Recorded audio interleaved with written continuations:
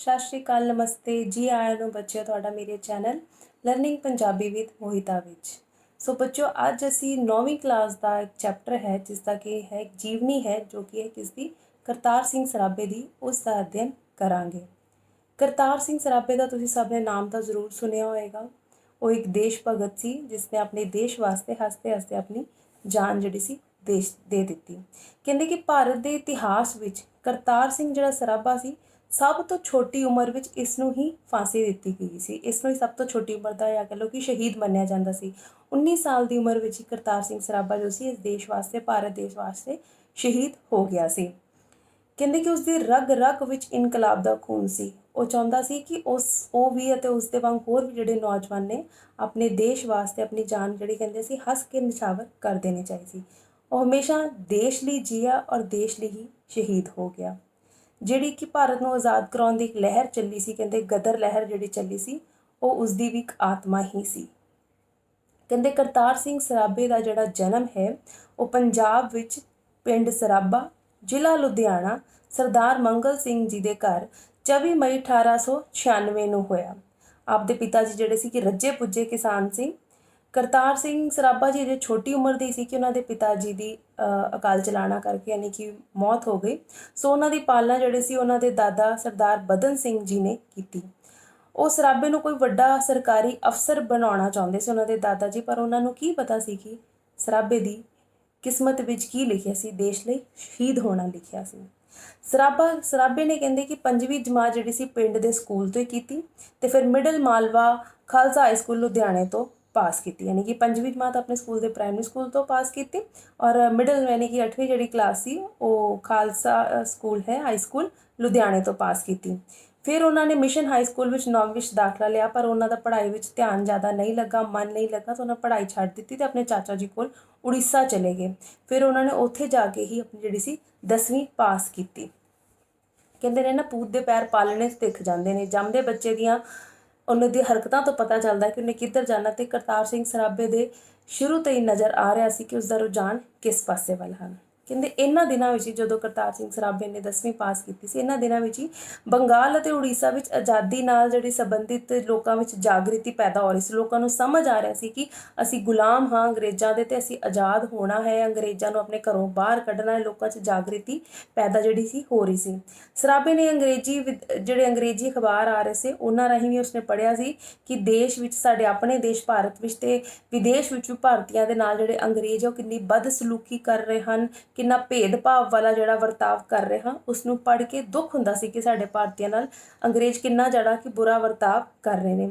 ਉਸਨੇ ਪਹਿਲੀ ਵਾਰ ਮਹਿਸੂਸ ਕੀਤਾ ਸੀ ਕਰਤਾਰ ਸਿੰਘ ਸਰਾਭੇ ਨੇ ਅਖਬਾਰਾਂ ਰਾਹੀਂ ਜੋ ਪੜ੍ਹ ਕੇ ਕਿ ਅੰਗਰੇਜ਼ੀ ਸਾਮਰਾਜ ਕਿਸ ਬੇਦਰਦੀ ਨਾਲ ਭਾਰਤ ਵਾਸੀਆਂ ਦਾ ਲਹੂ ਚੂਸ ਰਿਹਾ ਸੀ। ਕਿ ਇੱਥੋਂ ਦੇ ਸਾਡੇ ਘਰ, ਜਿਵੇਂ ਕੋਈ ਸਾਡੇ ਘਰ ਕੋਈ ਪ੍ਰਾਹੁਣਾ ਆਇਆ ਹੋਵੇ ਤੇ ਸਾਡੇ ਘਰ ਦਾ ਮਾਲਕ ਹੀ ਬਣ ਕੇ ਬੈਠ ਜਾਏ। ਮਹਿਮਾਨ ਆਇਆ ਸਾਡੇ ਘਰ ਔਰ ਸਾਡੇ ਘਰ ਦੇ ਮਾਲਕ ਬਣ ਕੇ ਤੇ ਫਿਰ ਸਾਨੂੰ ਹੀ ਰੋਟੀ ਖਾਣ ਨੂੰ ਨਾ ਦੇਵੇ, ਅਸੀਂ ਉਹਦੇ ਕੋਲ ਪੁੱਛ ਕੇ ਕੰਮ ਕਰੀਏ। ਉਸੇ ਤਰ੍ਹਾਂ ਅੰਗਰੇਜ਼ ਸਰਕਾਰ ਸਾਡੇ ਨਾਲ ਕਰ ਰਹੀ ਸੀ ਕਿ ਆਏ ਇੱਥੇ ਵਪਾਰ ਕਰਨ ਸੀ, ਫਿਰ ਸਾਡੇ ਹੀ ਮਾਲਕ ਬਣ ਕੇ ਬੈਠ ਕੇ ਸਾਨੂੰ ਹੀ ਆਪਣਾ ਗੁਲਾਮ ਬਣਾ ਲਿਆ ਤੇ ਸਾਨੂੰ ਆਪਣੇ ਹੀ ਘਰ ਦੀ ਚੀਜ਼ ਜਿਵੇਂ ਵਰਤਣ ਦਾ ਹੁਕਮ ਨਾ ਹੋਏ, ਪਰਮਿਸ਼ਨ ਉਹਨਾਂ ਕੋਲ ਲੈਣੀ ਪਏ। ਉਹ ਹਾਲ ਸਾਡੇ ਭਾਰਤੀਆਂ ਤੋਂ ਕੀਤਾ ਹੋਇਆ ਸੀ ਅੰਗਰੇਜ਼ਾਂ ਨੇ। ਸੋ ਇਹ ਚੀਜ਼ ਨੂੰ ਵੇਖ ਕੇ ਕਰਤਾਰ ਸਿੰਘ ਸਰਾਭੇ ਦੇ ਜਿਹੜੇ ਮਨ 'ਚ ਉਬਾਲ ਆਉਂਦਾ ਸੀ ਕਿ ਅਸੀਂ ਅੰਗਰੇਜ਼ਾਂ ਨੂੰ ਜਿਹੜਾ ਹੈ ਆਪਣੇ ਦੇਸ਼ 'ਚੋਂ ਬਾਹਰ ਕੱਢਣਾ ਹੈ। ਉਸਨੇ ਮਹਿਸੂਸ ਕੀਤਾ ਕਿ ਮੈਨੂੰ ਆਪਣੇ ਜਿਹੜਾ ਦੇਸ਼, ਆਪਣੀ ਜ਼ਿੰਦਗੀ ਹੈ ਨੂੰ ਕੋਈ ਸਰਕਾਰੀ ਅਫਸਰ ਬਣਨ ਦੀ ਜਗ੍ਹਾ ਤੇ ਆਪਣੇ ਦੇਸ਼ ਵਾਸਤੇ ਕੁਝ ਕਰ ਦੇਣਾ ਚਾਹੀਦਾ ਹੈ। ਉਸਨੇ ਕਈ ਪੁਸਤਕਾਂ ਵੀ ਇਹੋ ਜਿਹੀਆਂ ਨੂੰ ਪੜ੍ਹਨ ਦਾ ਮੌਕਾ ਮਿਲਿਆ। ਉਸਨੇ ਕਈ ਪੁਸਤਕਾਂ ਦਾ ਅਧਿਐਨ ਕੀਤਾ ਜਿਸ ਤੋਂ ਉਹਨੂੰ ਪਤਾ ਲੱਗਾ ਕਿ ਆਪਣੇ ਦੇਸ਼ ਵਾਸਤੇ ਕੁਝ ਕਰਨਾ ਚਾਹੀਦਾ ਹੈ। ਦੇਸ਼ ਵਾਸਤੇ, ਦੇਸ਼ ਦੀ ਸੇਵਾ ਕਰਨ ਵਾਸਤੇ ਜੇ ਜਾਨ ਵੀ ਦੇਣੀ ਪਏ ਤਾਂ ਉਹ ਵੀ ਦੇਣੀ ਚਾਹੀਦੀ ਹੈ। ਉਸਨੇ ਕਰਤਾਰ ਸਿੰਘ ਸਰਾਭੇ ਨੇ ਆਪਣੀ ਮਾਤ ਭਾਸ਼ਾ ਜਿਹੜੀ ਉਹਦੀ ਮਾਂ ਬੋਲੀ ਸੀ ਪੰਜਾਬੀ ਦੇ ਨਾਲ ਨਾਲ ਉਸਨੇ ਹਿੰਦੀ, ਉਰਦੂ ਅਤੇ ਅੰਗਰੇਜ਼ੀ ਦੀ ਵੀ ਚੰਗੀ ਤਰ੍ਹਾਂ ਉਹ 'ਚ ਮੁਹਾਰਤ ਹਾਸਲ ਕੀਤੀ। ਇਹਨਾਂ ਹੋਰ ਭਾਸ਼ਾ ਨੂੰ ਵੀ ਉਸਨੇ ਚੰਗੀ ਤਰ੍ਹਾਂ ਸਿੱਖ ਲਿਆ। ਬਾਬਾ ਸੋਹਣ ਸਿੰਘ ਜੀ ਸੀ, ਬਾਬਾ ਸੋਹਣ ਸਿੰਘ ਭਕਨਾ ਸੀ ਇੱਕ ਵਿਅਕਤੀ ਜੋ ਕਿ ਗਦਰ ਲਹਿਰ ਦੇ ਪ੍ਰਧਾਨ ਸਨ। ਉਹਨਾਂ ਨੇ ਨਵੰਬਰ 1913 ਨੂੰ ਗਦਰ ਪਰਚੇ ਦਾ, ਗਦਰ ਅਖਬਾਰ ਦਾ ਨਾਮ, ਇੱਕ ਗਦਰ ਨਾਮ ਦੀ ਅਖਬਾਰ ਦਾ ਪ੍ਰਕਾਸ਼ਨ ਸ਼ੁਰੂ ਕੀਤਾ। ਇਸ ਨੂੰ ਜਿਹੜੀ ਵੰਡਣ ਦੀ ਜ਼ਿੰਮੇਵਾਰੀ ਸੀ ਨਾ, ਘਰ ਘਰ ਵਿੱਚ ਜਿਹੜੀ ਵੰਡੀ ਜਾਵੇ ਅਖਬਾਰ, ਉਹ ਕਿਸ ਨੂੰ ਜ਼ਿੰਮੇਵਾਰੀ ਸੌਂਪੀ ਗਈ? ਕਰਤਾਰ ਸਿੰਘ ਸਰਾਭੇ ਨੂੰ। ਕਿਉਂਕਿ ਜਿਹੜੀ ਅੰਗਰੇਜ਼ ਸਰਕਾਰ ਸੀ ਉਹ ਕਦੀ ਵੀ ਨਹੀਂ ਚਾਹੁੰਦੀ ਸੀ ਕਿ ਇੰਜ ਦੀ ਅਖਬਾਰ ਜਿਹੜੀ ਲੋਕਾਂ ਦੇ ਘਰਾਂ ਜਾਏ, ਕਿਉਂਕਿ ਇਸ ਅਖਬਾਰ ਵਿੱਚ ਜਿਹੜੀ ਅੰਗਰੇਜ਼ ਸਰਕਾਰ ਸਾਡੇ ਉੱਤੇ ਬੁਰੇ ਕੰਮ ਕਰ ਰਹੀ ਸੀ, ਬੁਰਾ ਸਲੂਕ, ਬੁਰਾ ਵਰਤਾਵ ਕਰ ਰਹੀ ਸੀ, ਉਸ ਬਾਰੇ ਡਿਟੇਲ 'ਚ ਲਿਖਿਆ ਜਾਂਦਾ ਸੀ, ਕੰਪਲੀਟ ਚੰਗੀ ਤਰ੍ਹਾਂ ਲਿਖਿਆ ਜਾਂਦਾ ਸੀ, ਅਤੇ ਲੋਕਾਂ ਨੂੰ ਜਾਗਰੂਕ ਕੀਤਾ ਜਾਂਦਾ ਸੀ ਕਿ ਦੇਸ਼ ਦੀ ਆਜ਼ਾਦੀ ਵਾਸਤੇ ਸਾਰੇ ਤੁਸੀਂ ਅੱਗੇ ਮਿਲ ਕੇ ਆਓ, ਕੁਝ ਕੀਤਾ ਜਾਏ। ਸੋ ਇਹ ਅਖਬਾਰ ਸਰਕਾਰ ਤਾਂ ਅੰਗਰੇਜ਼ ਸਰਕਾਰ ਖੁੱਲ੍ਹੇਆਮ ਤਾਂ ਵੰਡਣ ਦੇ ਨਹੀਂ ਸਕਦੀ ਸੀ। ਸੋ ਬਾਬਾ ਜੀ ਨੇ, ਬਾਬਾ ਸੋਹਣ ਸਿੰਘ ਭਕਨਾ ਜੀ ਨੇ ਇਸ ਨੂੰ ਘਰ ਘਰ ਵਿੱਚ ਵੰਡਣ ਦੀ ਜ਼ਿੰਮੇਵਾਰੀ ਕਿਸ ਦੇ ਅੱਗੇ ਲਗਾ ਦਿੱਤੀ ਸੀ? ਕਰਤਾਰ ਸਿੰਘ ਸਰਾਭੇ ਨੂੰ ਲਗਾਈ ਸੀ। ਸਰਾਭਾ ਜਿਹੜਾ ਸੀ ਨਾ, ਗਦਰ ਅਖਬਾਰ ਲਈ ਬੜੀ ਜੋਸ਼ੀਲੀਆਂ ਕਵਿਤਾਵਾਂ ਲਿਖਦਾ ਸੀ। ਇਹੋ ਜਿਹੀਆਂ ਕਵਿਤਾਵਾਂ ਲਿਖਦਾ ਸੀ ਜਿਨ੍ਹਾਂ ਨੂੰ ਪੜ੍ਹ ਕੇ ਨਾ ਕੋਈ ਵੀ ਵਿਅਕਤੀ ਪੜ੍ਹੇ ਤੇ ਉਸ ਅੰਦਰ ਦੇਸ਼ ਵਾਸਤੇ, ਦੇਸ਼ ਦੀ ਭਲਾਈ ਵਾਸਤੇ, ਦੇਸ਼ ਲਈ ਸ਼ਹੀਦ ਹੋਣ ਵਾਸਤੇ ਜਜ਼ਬਾ ਜਿਹੜਾ ਸੀ ਇੱਕਦਮ ਤਿਆਰ ਹੋ ਜਾਂਦਾ ਸੀ, ਜੋਸ਼ ਭਰ ਜਾਂਦਾ ਸੀ ਆਪਣੇ ਅੰਦਰ, ਦੇਸ਼ ਭਾਵਨਾ ਲਈ, ਦੇਸ਼ ਪਿਆਰ ਦਾ ਜਜ਼ਬਾ ਜਿਹੜਾ ਕਿ ਭਰ ਜਾਂਦਾ ਸੀ। ਜਦੋਂ ਕਰਤਾਰ ਸਿੰਘ ਸਰਾਭਾ ਪਰਚੇ ਦੀ ਕਾਪੀਆਂ ਆਪਣੀ ਸਾਈਕਲ ਉੱਤੇ ਘਰ ਘਰ ਵੰਡਣ ਜਾਂਦਾ ਸੀ ਤਾਂ ਉਸਦੇ ਬੁੱਲਾਂ ਤੇ ਅਕਸਰ ਇੱਕ ਦੋ ਚਾਰ ਲਾਈਨਾਂ ਜਿਹੜੇ ਤੁਹਾਨੂੰ ਸੁਣਾਉਂਦੀ ਹਾਂ ਉਹ ਹੁੰਦੀਆਂ ਸੀ। ਉਹ ਕੀ ਲਾਈਨਾਂ ਬੋਲਦਾ ਸੀ ਅਖਬਾਰ 'ਚ ਜਦੋਂ ਵੰਡਦਾ ਸੀ, ਗਦਰ ਅਖਬਾਰ ਵੰਡਦਾ ਸੀ? ਸੇਵਾ ਦੇਸ਼ ਦੀ ਜ਼ਿੰਦੜੀਏ ਬੜੀ ਔਖੀ, ਕਿ ਦੇਸ਼ ਦੀ ਸੇਵਾ ਕਰਨੀ ਜਿਹੜੀ ਹੈ ਜ਼ਿੰਦਗੀ ਬੜੀ ਔਖੀ ਹੈ, ਮੁਸ਼ਕਿਲ ਹੈ। ਗੱਲਾਂ ਕਰਨੀਆਂ ਢੇਰ ਸੁਖਾਲੀਆਂ ਨਹੀਂ, ਕਿ ਗੱਲਾਂ ਕਰਨੀਆਂ, ਹਾਂ ਮੈਂ ਦੇਸ਼ ਲਈ ਆ ਕਰਾਂਗਾ, ਗੱਲਾਂ ਕਰਨੀਆਂ ਬਹੁਤ ਮੁਸ਼ਕਿਲ ਨੇ, ਪਰ ਦੇਸ਼ ਲਈ ਜਦੋਂ ਜਾਨ ਦੇਣ ਦਾ ਮੌਕਾ ਆਉਂਦਾ ਨਾ, ਉਦੋਂ ਸਭ ਤੋਂ ਮੁਸ਼ਕਿਲ ਹੁੰਦਾ ਨਾ। ਕਹਿੰਦੇ ਨਾ ਕਿ ਕਹਿਣਾ ਸੌਖਾ ਪਰ ਕਰਨਾ ਮੁਸ਼ਕਿਲ ਅਕਸਰ ਹੋ ਜਾਂਦਾ ਹੈ। ਜਿਨ੍ਹਾਂ ਦੇਸ਼ ਸੇਵਾ ਵਿੱਚ ਪੈਰ ਪਾਇਆ ਉਹਨਾਂ ਲੱਖ ਮੁਸੀਬਤਾਂ ਚੱਲੀਆਂ ਨਹੀਂ। ਔਰ ਜਿਨ੍ਹਾਂ ਨੇ ਇੱਕ ਵਾਰੀ ਮਨ 'ਚ ਠਾਣ ਲਿਆ, ਪੱਕਾ ਕਰ ਲਿਆ ਕਿ ਮੈਂ ਆਪਣੇ ਦੇਸ਼ ਲਈ ਜੀਣਾ ਹੈ, ਮਰਨਾ, ਸਭ ਕੁਝ ਕਰਨਾ ਹੈ, ਉਹ ਲੱਖ ਮੁਸੀਬਤਾਂ, ਉਹ ਪਿੱਛੇ ਨਹੀਂ ਹੁੰਦੇ, ਪਿੱਛੇ ਨੂੰ ਆਪਣੇ ਕਦਮ ਨਹੀਂ ਕਰਦੇ, ਬਲਕਿ ਅੱਗੇ ਵੱਧਦੇ ਜਾਂਦੇ ਹਨ। ਇਹ ਜਦੋਂ ਅਖਬਾਰ ਵੰਡਦਾ ਸੀ, ਇਹੋ ਜਿਹੇ ਲਾਈਨਾਂ ਗਾਉਂਦਾ ਸੀ, ਉਸ ਵਕਤ ਸਰਾਭੇ ਦੀ ਲਗਭਗ ਉਮਰ ਜਿਹੜੀ ਸੀ 18 ਸਾਲ ਦੀ। ਉਹ ਹਰ ਰੋਜ਼ ਪਿੰਡਾਂ ਵਿੱਚ, ਵੱਖ-ਵੱਖ ਪਿੰਡਾਂ 'ਚ ਜਾਂਦਾ, ਲੋਕਾਂ ਨੂੰ ਮਿਲਦਾ, ਗਦਰ ਪਾਰਟੀ ਬਾਰੇ ਦੱਸਦਾ, ਗਦਰ ਦੀਆਂ ਜੋ ਵੀ ਸਕੀਮਾਂ ਸੀ ਜਾਂ ਗਦਰ ਪਾਰਟੀ ਜੋ ਵੀ ਦੇਸ਼ ਆਜ਼ਾਦ ਕਰਾਉਣ ਲਈ ਕਰਦੀ ਪਈ ਸੀ, ਉਹਨਾਂ ਪ੍ਰਤੀ ਲੋਕਾਂ ਨੂੰ ਦੱਸਦਾ, ਜਾਗਰੂਕ ਕਰਦਾ, ਅਤੇ ਅੰਗਰੇਜ਼ਾਂ ਦੇ ਵਿਰੁੱਧ ਤਿਆਰ ਲੋਕਾਂ ਨੂੰ ਇੱਕ ਤਰ੍ਹਾਂ ਦੀ ਇੱਕ ਫੌਜ ਤਿਆਰ ਕਰ ਰਿਹਾ ਸੀ ਕਿ ਲੋਕਾਂ ਨੂੰ ਪਤਾ ਚੱਲੇ। ਜਿਹੜੇ ਪਿੰਡਾਂ ਥਾਈ ਲੋਕ ਰਹਿੰਦੇ ਸਨ, ਉਦੋਂ ਇੰਨੀਆਂ ਅਖਬਾਰਾਂ, ਟੀਵੀ, ਰੇਡੀਓ ਨਹੀਂ ਸੀ, ਘੱਟ ਤੋਂ ਘੱਟ ਹੁੰਦੇ, ਲੋਕਾਂ ਨੂੰ ਪਤਾ ਹੀ ਨਹੀਂ ਲੱਗ ਰਿਹਾ ਕਿ ਹੋ ਕੀ ਰਿਹਾ ਸਾਡੇ ਦੇਸ਼ ਵਿੱਚ। ਤਾਂ ਜਾਗਰਿਤ ਕਰਦਾ ਸੀ ਜਾ ਕੇ ਕਿ ਦੇਖੋ ਅੰਗਰੇਜ਼ ਜਿਹੜੇ ਸਾਡੇ ਘਰ ਮਹਿਮਾਨ ਬਣ ਕੇ ਆਏ ਸੀ, ਸਾਨੂੰ ਗੁਲਾਮ ਬਣਾਇਆ ਤੇ ਸਾਡੇ ਨਾਲ ਕਿੰਨਾ ਬੁਰਾ ਕਰ ਰਹੇ ਹਨ। ਜਿਹੜਾ ਸਰਾਭਾ ਸੀ ਉਹ ਫੌਜੀ ਛਾਉਣੀਆਂ ਜਿਹੜੀਆਂ ਫੌਜੀਆਂ ਦੇ, ਜਿਹੜੇ ਕਿ ਪੁਲਿਸ ਵਾਲੇ ਦੇ ਚੌਂਕੀ ਬਣੀ ਹੁੰਦੀ ਨਾ ਜਿਸ ਤਰ੍ਹਾਂ, ਉਸੇ ਤਰ੍ਹਾਂ ਉਹ ਫੌਜੀ ਛਾਉਣੀਆਂ 'ਤੇ ਹਮਲੇ ਕਰਕੇ ਹਥਿਆਰ ਪ੍ਰਾਪਤ ਕਰਨਾ ਚਾਹੁੰਦਾ ਸੀ, ਕਿਉਂਕਿ ਉਦੋਂ ਭਾਰਤੀਆਂ ਕੋਲ ਹਥਿਆਰ ਜਿਹੜੇ ਸੀ ਛੇਤੀ ਨਹੀਂ ਸੀ ਮਿਲ ਸਕਦੇ ਉਹਨਾਂ ਨੂੰ। ਇਸ ਕੰਮ ਲਈ ਉਹ ਖਾਸ ਬੰਦੇ ਨਿਯੁਕਤ ਕੀਤੇ ਗਏ ਸਨ, ਜਾਂਦੇ ਸਨ ਜਿਹੜੇ ਕਿ ਅੰਗਰੇਜ਼ਾਂ ਦੀ ਫੌਜੀ ਛਾਉਣੀਆਂ 'ਤੇ ਹਮਲਾ ਕਰਕੇ ਉੱਥੋਂ ਦਾ ਜਿਹੜਾ ਹਥਿਆਰ ਦਸਤਾ ਸੀ ਸਾਰਾ ਚੁੱਕ ਕੇ ਲਿਆਉਂਦੇ ਸੀ, ਫਿਰ ਉਸ ਹਥਿਆਰ ਦਾ ਇਸਤੇਮਾਲ ਕਰਦੇ ਸੀ ਉਹ ਅੰਗਰੇਜ਼ਾਂ ਦੇ ਖਿਲਾਫ। ਸਰਾਭੇ ਨੂੰ ਨਾ ਤਾਂ ਸਮੇਂ ਸਿਰ ਖਾਣ ਪੀਣ ਦੀ ਕੋਈ ਵੇਲ ਹੁੰਦੀ ਸੀ, ਨਾ ਟਾਈਮ ਮਿਲਦਾ ਸੀ, ਨਾ ਆਰਾਮ ਕਰਨ ਦੀ ਵੇਲ ਮਿਲਦਾ ਸੀ। ਬਸ ਇੱਕੋ ਲਗਨ ਹੁੰਦੀ ਸੀ ਕਿ ਆਪਣੇ ਦੇਸ਼ ਨੂੰ ਕਿਵੇਂ ਤੋਂ ਕਿਵੇਂ ਆਜ਼ਾਦ ਕਰਾਇਆ ਜਾਏ, ਆਪਣੇ ਦੇਸ਼ ਨੂੰ ਆਜ਼ਾਦ ਕਰਾਉਣਾ। ਨਾ ਉਸਨੂੰ ਰੋਟੀ ਦਾ, ਨਾ ਉਸਨੂੰ ਖਾਣ ਪੀਣ ਦਾ, ਨਾ ਉਸਨੂੰ ਸੌਣ ਦਾ, ਨਾ ਉਸਨੂੰ ਘਰ-ਬਾਰ ਦੀ ਕੋਈ ਚਿੰਤਾ ਨਹੀਂ ਸੀ। ਚਿੰਤਾ ਸੀ ਤਾਂ ਸਿਰਫ ਔਰ ਸਿਰਫ ਆਪਣੇ ਦੇਸ਼ ਨੂੰ ਆਜ਼ਾਦ ਕਰਾਉਣ ਦੀ। ਸੋ ਦੇਸ਼ ਨੂੰ ਆਜ਼ਾਦ ਕਰਾਉਣ ਲਈ ਇੱਕ ਲਹਿਰ ਸ਼ੁਰੂ ਹੋਈ ਜਿਸ ਦਾ ਨਾਮ ਸੀ ਗਦਰ ਲਹਿਰ। ਗਦਰ ਲਹਿਰ ਸ਼ੁਰੂ ਕਰਨ ਲਈ 21 ਫਰਵਰੀ 1915 ਦਾ ਦਿਨ ਜਿਹੜਾ ਸੀ ਉਹ ਨਿਸ਼ਚਿਤ ਕੀਤਾ ਗਿਆ। 21 ਫਰਵਰੀ 1915 ਦਾ ਦਿਨ ਨਿਸ਼ਚਿਤ ਕੀਤਾ ਗਿਆ ਕਿ ਇਸ ਦਿਨ ਗਦਰ ਲਹਿਰ ਸ਼ੁਰੂ ਕੀਤੀ ਜਾਏਗੀ। ਸਾਰੀਆਂ ਤਿਆਰੀਆਂ ਪੂਰੀਆਂ ਕਰ ਲਿੱਤੀਆਂ ਗਈਆਂ ਸੀ।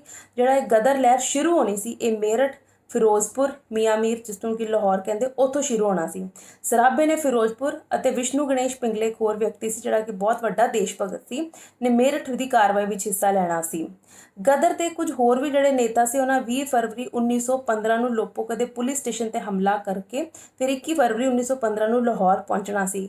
ਗਦਰ ਪਾਰਟੀ ਦਾ ਪਰ ਇੱਕ ਗੱਦਾਰ ਸੀ, ਗਦਰ ਪਾਰਟੀ ਵਿੱਚ ਇੱਕ ਗੱਦਾਰ ਸੀ ਜਿਸਦਾ ਨਾਮ ਸੀ ਕਿਰਪਾਲ ਸਿੰਘ। ਇਸ ਨੇ ਕੀ ਕੀਤਾ, ਸਾਰੀ ਜਿਹੜੀ ਗਦਰ ਲਹਿਰ ਦੀ ਸੂਚਨਾ ਸੀ ਨਾ ਅੰਗਰੇਜ਼ੀ ਅਧਿਕਾਰੀਆਂ ਤੱਕ ਪਹੁੰਚਾ ਦਿੱਤੀ। ਇਸ ਗੱਦਾਰ ਕਿਰਪਾਲ ਸਿੰਘ ਨੇ ਅੰਗਰੇਜ਼ਾਂ ਨੂੰ ਸਾਰਾ ਕੁਝ ਦੱਸ ਦਿੱਤਾ ਕਿ ਜਿਹੜੀ ਗਦਰ ਪਾਰਟੀ ਉਹ ਕਿਸ ਤਰ੍ਹਾਂ ਅੰਗਰੇਜ਼ਾਂ 'ਤੇ ਹਮਲਾ ਕਰਨਾ ਚਾਹ ਰਹੀ ਹੈ ਔਰ ਕਿਸ ਤਰ੍ਹਾਂ ਦੇਸ਼ ਨੂੰ ਤਿਆਰ ਕਰ ਰਹੀ ਹੈ ਆਜ਼ਾਦੀ ਵਾਸਤੇ। ਗਦਰ ਪਾਰਟੀ ਦੇ ਮੈਂਬਰਾਂ ਨੂੰ ਵੀ ਆਪਣੇ ਇਸ ਦੇਸ਼ ਤੋਂ ਜਿਹੜਾ ਗੱਦਾਰ ਸੀ ਕਿਰਪਾਲ ਸਿੰਘ, ਇਸ ਬਾਰੇ ਪਤਾ ਲੱਗ ਚੁੱਕਾ ਸੀ ਕਿ ਇਸਨੇ ਸਾਡੀ ਸਾਰੀ ਜਿਹੜੀ ਸਕੀਮ ਹੈ ਉਹ ਜਾ ਕੇ ਅੰਗਰੇਜ਼ਾਂ ਨੂੰ ਦੱਸ ਦਿੱਤੀ ਹੈ। ਤੇ ਉਹਨਾਂ ਨੇ ਵੀ ਕੀ ਕੀਤਾ, ਗਦਰ ਦੀ ਤਰੀਕ 2 ਦਿਨ ਪਹਿਲਾਂ ਹੀ ਰੱਖ ਲਈ। ਪਹਿਲਾਂ ਜਿਹੜੀ ਤਰੀਕ ਸੀ ਗਦਰ ਪਾਰਟੀ ਦੀ ਕਾਰਵਾਈ ਦੀ 21 ਫਰਵਰੀ ਸੀ, ਤਾਂ ਉਸ ਤੋਂ 2 ਦਿਨ ਪਹਿਲਾਂ ਹੀ ਰੱਖ ਲਈ। ਸਾਰੇ ਵਰਕਰਾਂ ਨੂੰ ਜਾਂ ਜਿੰਨੇ ਵੀ ਗਦਰ ਪਾਰਟੀ ਦੇ ਮੈਂਬਰ ਉਹਨਾਂ ਨੂੰ ਕਹਿਤਾ ਕਿ 19 ਫਰਵਰੀ 1915 ਨੂੰ ਆਦੇਸ਼ ਭੇਜ ਦਿੱਤੇ ਕਿ ਇਸ ਦਿਨ ਸਾਰੇ ਗਦਰ ਪਾਰਟੀ ਦੀ ਕਾਰਵਾਈ ਸ਼ੁਰੂ ਕਰਨਗੇ। ਪਰ ਇਹ ਖਬਰ ਵੀ ਕਿਸੇ ਤਰ੍ਹਾਂ ਜਾਸੂਸਾਂ ਨੇ ਅੰਗਰੇਜ਼ਾਂ ਤੱਕ ਪਹੁੰਚਾ ਦਿੱਤੀ। ਸੋ ਅੰਗਰੇਜ਼ ਸਰਕਾਰ ਨੇ ਕੀ ਕਰ ਦਿੱਤਾ ਕਿ ਛਾਪੇ ਪਾਣੇ ਸ਼ੁਰੂ ਕਰ ਦਿੱਤੇ, ਸਾਰੇ ਗਦਰ ਪਾਰਟੀ ਦੇ ਮੈਂਬਰਾਂ ਨੂੰ ਫੜਨਾ ਸ਼ੁਰੂ ਕਰ ਦਿੱਤਾ, ਉਹਨਾਂ ਨੂੰ ਦੇਸ਼ ਧਰੋਹੀ ਕਹਿ ਕੇ ਗਦਰ ਪਾਰਟੀ ਦੇ ਸਾਰੇ ਮੈਂਬਰਾਂ ਨੂੰ ਫੜ ਕੇ ਜੇਲ੍ਹ 'ਚ ਪਾਉਣਾ ਸ਼ੁਰੂ ਕਰ ਦਿੱਤਾ। ਔਰ ਸਭ ਤੋਂ ਵੱਡਾ ਗਦਰ ਲਹਿਰ ਨੂੰ ਝਟਕਾ ਉਦੋਂ ਲੱਗਾ ਜਦੋਂ 2 ਮਾਰਚ 1915 ਨੂੰ ਕਰਤਾਰ ਸਿੰਘ ਸਰਾਭੇ ਨੂੰ ਅਤੇ 23 ਮਾਰਚ 1915 ਨੂੰ ਵਿਸ਼ਨੂੰ ਗਣੇਸ਼ ਪਿੰਗਲੇ ਨੂੰ ਗ੍ਰਿਫਤਾਰ ਕਰਕੇ ਜੇਲ੍ਹ 'ਚ ਪਾ ਦਿੱਤਾ। ਫਿਰ ਕਰਤਾਰ ਸਿੰਘ ਸਰਾਭੇ ਨੂੰ ਸੈਂਟਰਲ ਜੇਲ੍ਹ ਜਿਹੜੀ ਲਾਹੌਰ ਦੀ ਸੀ ਉਸ ਵਿੱਚ ਲਿਆਂਦਾ ਗਿਆ। ਅੰਗਰੇਜ਼ਾਂ ਨੇ ਯਾਨੀ ਕਿ ਸਰਾਭੇ ਉੱਤੇ ਕਿਸ ਚੀਜ਼ ਦਾ ਇਲਜ਼ਾਮ ਲਗਾਇਆ, ਦੋਸ਼ ਲਗਾਇਆ ਕਿ ਇਹ ਅੰਗਰੇਜ਼ ਸਰਕਾਰ ਦਾ ਤਖਤਾ ਪਲਟਣਾ ਚਾਹੁੰਦੇ ਹਨ, ਯਾਨੀ ਕਿ ਅੰਗਰੇਜ਼ ਸਰਕਾਰ ਨੂੰ ਖਤਮ ਕਰਨਾ ਚਾਹੁੰਦੇ ਹਨ ਜਾਂ ਦੇਸ਼ 'ਚੋਂ ਕੱਢਣਾ ਚਾਹੁੰਦੇ ਹਨ। ਇਹ ਜ਼ੁਲਮ, ਇਹ ਉਹਦੇ ਉੱਤੇ ਇੱਕ ਦੋਸ਼ ਲਗਾਇਆ, ਕਿਉਂਕਿ ਕਿਸੇ ਵੀ ਵਿਅਕਤੀ ਨੂੰ ਅਸੀਂ ਜੇਲ੍ਹ 'ਚ ਪਾਉਂਦੇ ਹਾਂ ਉਸ ਉੱਤੇ ਕੋਈ ਨਾ ਕੋਈ ਦੋਸ਼ ਲਾਉਣਾ ਪੈਂਦਾ ਹੈ। ਅਤੇ ਕਰਤਾਰ ਸਿੰਘ ਸਰਾਭੇ ਉੱਤੇ ਕੀ ਦੋਸ਼ ਲਾਇਆ ਅੰਗਰੇਜ਼ ਸਰਕਾਰ ਨੇ ਕਿ ਅੰਗਰੇਜ਼ਾਂ ਨੂੰ ਭਾਰਤ 'ਚੋਂ ਬਾਹਰ ਕੱਢਣਾ ਚਾਹੁੰਦੇ ਹਨ, ਅੰਗਰੇਜ਼ਾਂ ਨੂੰ ਨੁਕਸਾਨ ਪਹੁੰਚਾਉਣਾ ਚਾਹੁੰਦੇ ਹਨ। ਸੋ ਇਹ ਦੋਸ਼ ਲਗਾ ਕੇ ਕੋਰਟ ਵਿੱਚ ਜਾਂ ਅਦਾਲਤ ਵਿੱਚ ਮੁਕੱਦਮਾ ਚਲਾਇਆ ਗਿਆ। ਕਿਸ ਦੇ ਖਿਲਾਫ? ਕਰਤਾਰ ਸਿੰਘ ਸਰਾਭੇ ਦੇ ਖਿਲਾਫ। ਕਰਤਾਰ ਸਿੰਘ ਸਰਾਭੇ ਨੇ ਵੀ ਸਰਕਾਰ ਵੱਲੋਂ ਜਿੰਨੇ ਉਸ ਉੱਪਰ ਦੋਸ਼ ਲਾਏ ਸੀ ਸਾਰੇ ਉਸਨੇ ਹੱਸ ਕੇ ਕਬੂਲ ਕੀਤਾ ਔਰ ਉਸਨੇ ਕਿਹਾ ਕਿ ਮੈਂ ਜੋ ਕੀਤਾ ਆਪਣੇ ਦੇਸ਼ ਲਈ ਕੀਤਾ, ਤਾਂ ਆਪਣੇ ਦੇਸ਼ ਨੂੰ ਗੁਲਾਮੀ ਤੋਂ ਬਚਾਉਣ ਵਾਸਤੇ, ਆਜ਼ਾਦ ਕਰਾਉਣ ਲਈ ਕੀਤਾ। ਸੋ ਮੈਨੂੰ ਆਪਣੇ ਕੀਤੇ ਤੇ ਕੋਈ ਪਛਤਾਵਾ ਨਹੀਂ ਹੈ, ਮੈਂ ਆਪਣੇ ਵਾਸਤੇ ਕੋਈ ਸਫਾਈ ਨਹੀਂ ਦੇਣਾ ਚਾਹੁੰਦੀ, ਮੈਂ ਜੋ ਕੀਤਾ ਮੈਂ ਆਪਣੇ ਦੇਸ਼ ਦੇ ਭਲੇ ਲਈ ਕੀਤਾ। ਅੰਗਰੇਜ਼ਾਂ ਨੇ ਕਰਤਾਰ ਸਿੰਘ ਸਰਾਭੇ ਨੂੰ 16 ਨਵੰਬਰ 1915 ਨੂੰ ਸੈਂਟਰਲ ਜੇਲ੍ਹ ਲਾਹੌਰ ਵਿੱਚ ਫਾਂਸੀ ਦੇ ਦਿੱਤੀ ਗਈ। ਉਸ ਵਕਤ ਕਰਤਾਰ ਸਿੰਘ ਸਰਾਭੇ ਦੀ ਉਮਰ ਕਿੰਨੀ ਸੀ? ਸਿਰਫ 19 ਸਾਲ। ਇਸ ਲਈ ਸਭ ਤੋਂ ਛੋਟੀ ਉਮਰ ਵਿੱਚ ਸ਼ਹੀਦ ਹੋਣ ਵਾਲਾ ਦੇਸ਼ ਭਗਤ ਕੌਣ ਹੈ? ਕਰਤਾਰ ਸਿੰਘ ਸਰਾਭਾ।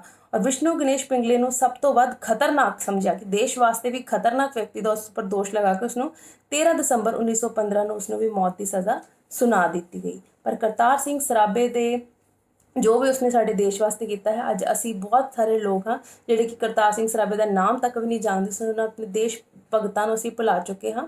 ਆਓ ਕੋਸ਼ਿਸ਼ ਕਰੀਏ ਕਿ ਉਹਨਾਂ ਨੂੰ ਫਿਰ ਤੋਂ ਯਾਦ ਕਰੀਏ। ਉਹਨਾਂ ਦੀ ਜੀਵਨੀ ਜਿਹੜੀ ਸਾਡੇ ਸਿਲੇਬਸ 'ਚ ਦਿੱਤੀ ਗਈ ਹੈ, ਇਸ ਨੂੰ ਚੰਗੀ ਤਰ੍ਹਾਂ ਪੜ੍ਹੀਏ ਅਤੇ ਯਾਦ ਕਰੀਏ ਅਤੇ ਹੋਰਨਾਂ ਨਾਲ ਵੀ ਸਾਂਝੇ ਕਰੀਏ ਕਿ ਕਰਤਾਰ ਸਿੰਘ ਸਰਾਭਾ ਕੌਣ ਸੀ। ਆਸ ਕਰਦੀ ਹਾਂ ਤੁਹਾਨੂੰ ਮੇਰਾ ਪੜ੍ਹਾਇਆ ਹੋਇਆ ਸਾਰਾ ਪਾਠ ਚੰਗੀ ਤਰ੍ਹਾਂ ਸਮਝ ਆ ਗਿਆ ਹੋਏਗਾ। ਇੱਕ ਵਾਰੀ ਫਿਰ ਨਜ਼ਰ ਮਾਰ ਲਓ। ਅਸੀਂ ਅੱਜ ਜੀਵਨੀ ਕਿਹਦੀ ਪੜ੍ਹੀ ਹੈ? ਕਰਤਾਰ ਸਿੰਘ ਸਰਾਭੇ ਦੀ ਪੜ੍ਹੀ ਹੈ। ਜਨਮ ਕਦੋਂ ਹੋਇਆ ਸੀ? 24 ਮਈ 1896, ਪਿੰਡ ਸਰਾਭਾ, ਲੁਧਿਆਣਾ, ਪੰਜਾਬ ਵਿੱਚ। ਪਿਤਾ ਦਾ ਨਾਮ ਸਰਦਾਰ ਮੰਗਲ ਸਿੰਘ, ਦਾਦਾ ਦਾ ਨਾਮ ਸਰਦਾਰ ਬਦਨ ਸਿੰਘ। ਔਰ ਫਾਂਸੀ ਦੀ ਸਜ਼ਾ ਕਰਤਾਰ ਸਿੰਘ ਸਰਾਭੇ ਨੂੰ ਕਦੋਂ ਸੁਣਾਈ ਦਿੱਤੀ ਗਈ? ਫਾਂਸੀ ਸਜ਼ਾ 16 ਨਵੰਬਰ 1915। ਉਮਰ ਕਿੰਨੀ ਸੀ ਉਸ ਵਕਤ? 19 ਸਾਲ। ਸੋ ਜੋ ਤੁਹਾਨੂੰ ਚੈਪਟਰ ਪੜ੍ਹਾਇਆ ਤੁਸੀਂ ਘਰ ਬੈਠ ਕੇ ਆਪਣਾ ਚੰਗੀ ਤਰ੍ਹਾਂ ਇਸ ਨੂੰ ਪੜ੍ਹੋ। ਜੋ ਵੀ ਮੁਸ਼ਕਿਲ ਹੈ ਆਈਆਂ ਜਾਂ ਸਮਝ ਨਹੀਂ ਆਇਆ ਉਸਨੂੰ ਮੇਰੇ ਕਮੈਂਟ ਬਾਕਸ ਵਿੱਚ ਲਿਖੋ ਅਤੇ ਉਸਨੂੰ ਮੈਂ ਦੁਬਾਰਾ ਸਮਝਾਉਣ ਦੀ ਕੋਸ਼ਿਸ਼ ਕਰਾਂਗੀ। ਧੰਨਵਾਦ। ਆਪਣੀ ਪੜ੍ਹਾਈ ਜਾਰੀ ਰੱਖੋ।